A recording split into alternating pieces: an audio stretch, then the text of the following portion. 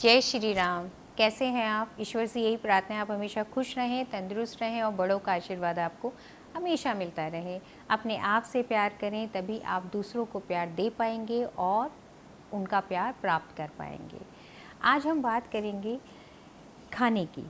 खाना जो हमें जीवन चलाता है, जो हमारे को तंदुरुस्त करता है, जो बीमारियों से लड़ने की ताकत देता है, वो खाना, पौष्टिक खाना। उस खाने के अंदर हम ऐसा क्या करें जिससे वो जो खाना है हमारे लिए प्रसाद बन जाए, अमृत बन जाए।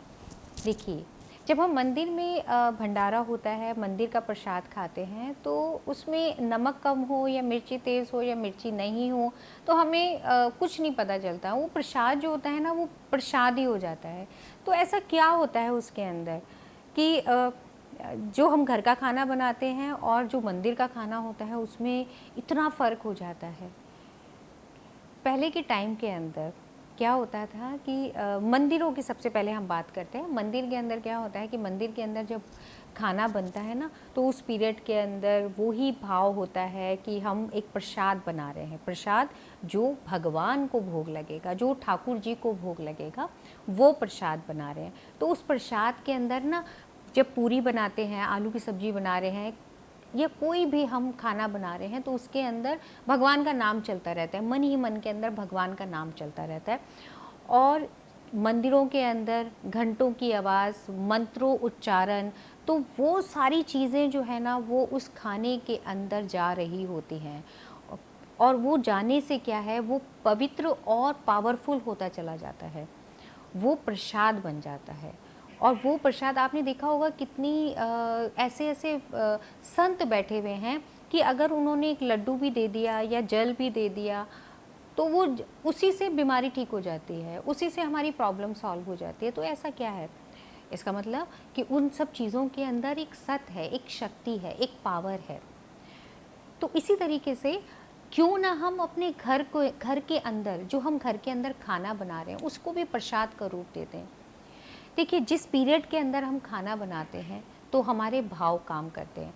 नौकर खाना बनाएगा, वो अपने अलग भाव से बनाएगा।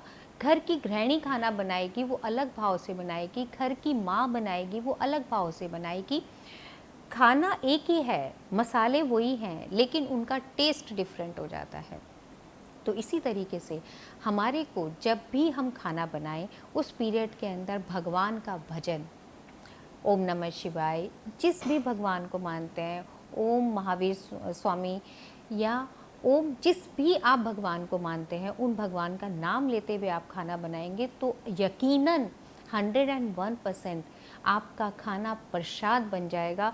आपके घर के अंदर ना सुख शांति बनी रहेगी।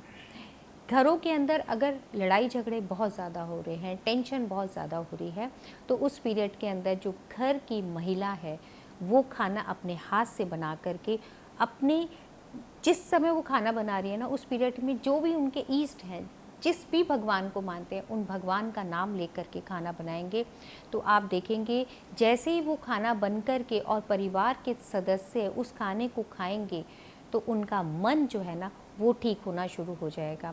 साथ में जब रात का पानी आप अपने हस्बैंड के लिए या बच्चों के लिए, किसी के लिए भी दें, तो पानी देने से पहले आप अपना एक शुद्ध भाव, एक पवित्र भाव उस जल के अंदर डाल दीजिएगा। वो जल आप दीजिएगा तो आप देखेंगे कि उन बच्चों के बीच के अंदर प्रेम बढ़ेगा। जो रिश्तों के अंदर ख़राबी आ रही है, इन रिश्तों को हम ही लोग तो हैं जिनको हमने ठीक करना है।